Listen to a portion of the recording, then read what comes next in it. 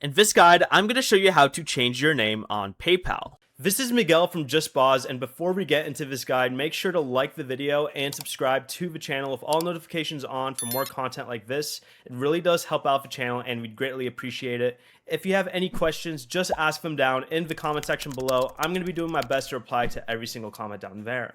If you're on a phone, open a web browser instead of the PayPal app. You'll want to go to paypal.com and sign into your account.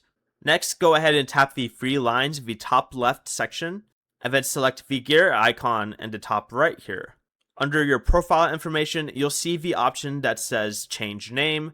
Go ahead and tap on this, enter the name you want to use, and make sure it matches the name shown on your official ID, since PayPal may ask you to verify the change with documents such as a driver's license or passport. Once you've entered the correct name, tap continue and follow any additional verification steps PayPal gives you. Before you leave, remember to like the video and subscribe to the channel with all notifications on for more content like this. It really does help out the channel and we'd greatly appreciate it. And if you did have any questions, just ask them down in the comment section below.